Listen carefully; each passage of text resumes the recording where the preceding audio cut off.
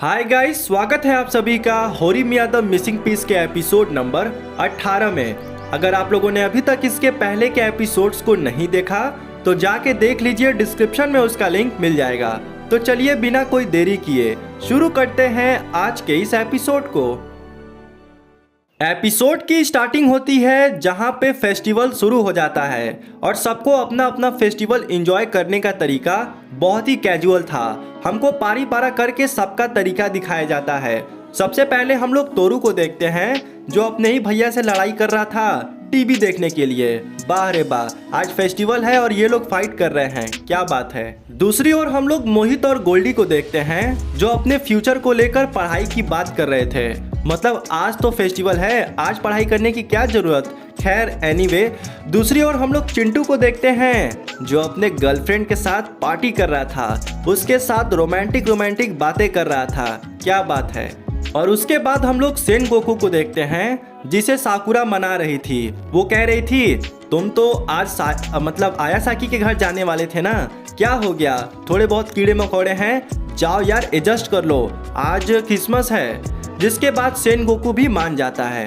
अब हम लोग होरी को देखते हैं जो बहुत ज्यादा गुस्सा थी। वो कहती है आज ही मियामुरा को दुकान पे जाना था, आज तो क्रिसमस डे था, मेरे साथ समय बिता लेता, लेकिन नहीं, इनको तो अपने दुकान की पड़ी है, जाने दो, आज के बाद मैं भी बात नहीं करूंगी।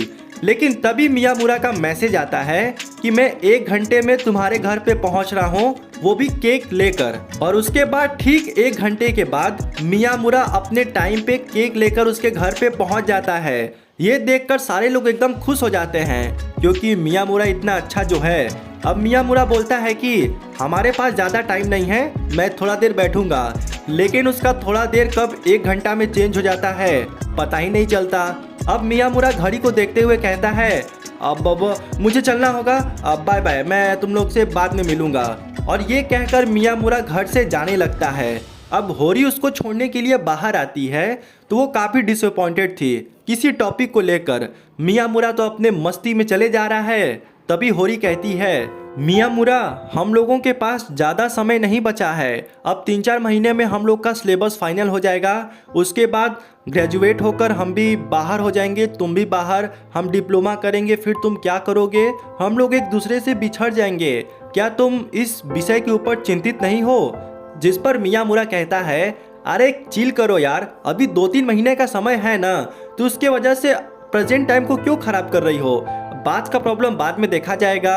अब इतना सुनते ही होरी कहती है क्या तुम इतना रिलैक्स हो, तुम मुझसे प्यार करते भी हो कि नहीं, या प्यार का नाटक करते हो।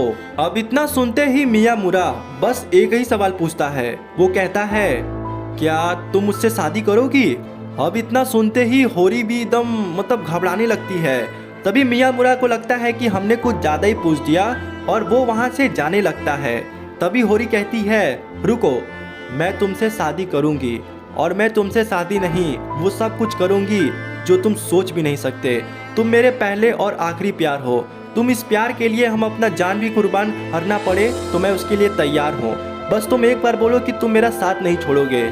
जिस पर मियामुरा कहता है तुम्हें लगता है अपनी जान से ज़्यादा मैं तुम्हें प्यार करता हूँ, आई लव यू होरी, आई लव यू। और होरी भी सेम डायलॉग को मारती है।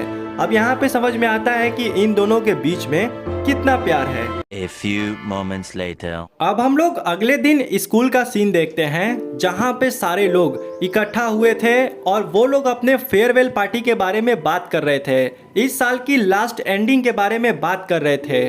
लेकिन हम लोग आयासाकी को देखते हैं, वो बेचारी अकेले बैठकर एक जू की बुक को पढ़ रही थी और वो जिस जू को देख रही थी ना, वो जू उसको बहुत पसंद आता है। अब वो सोचती है कि अब हम हर हालत में इस जू में जाके ही रहेंगे और इस मुद्दे को वो सेन गोकू के सामने ले जाकर रखती है। सेन गोकू से कहती है सेन गोकू, हम लोग इस जू में जाएंगे, क्या बोलते हो।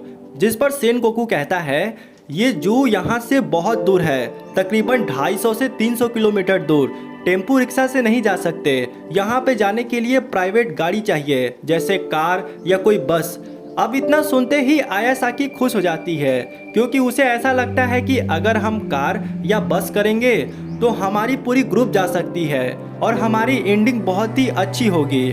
लेकिन उस जिस तरीके से वो इस बातों को एक्सप्रेस कर रही थी, साकुरा को शक हो जाता है। उसको ऐसा लगता है कि आयासाकी कुछ तो कुछ हम लोगों से छुपा रही है और वो उससे पूछने की कोशिश करती है कि साकुरा, मेरा मतलब आयासाकी, तुम क्या छुपा रही हो?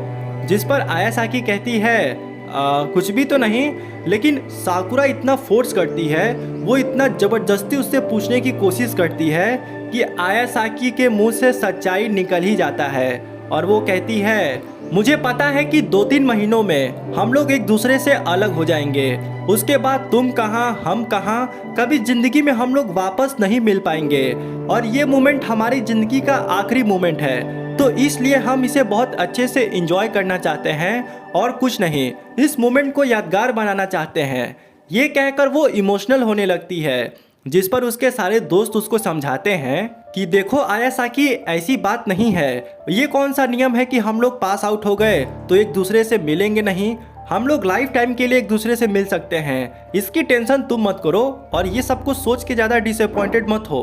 और इसी के साथ ये एपिसोड यहीं पे समाप्त हो जाता है। आई होप दोस्तों आप लोगों ने इस वीडियो को एंजॉय किया होगा। टारगेट करते हैं इस वीडियो पे 50 लाइक के। अगर आप लोग 50 लाइक कंप्लीट करवा दोगे तो मुझे बहुत खुशी होगा। चलिए मिलते हैं नेक्स्ट वीडियो में। देखते रहिए DC anime story. Bye bye.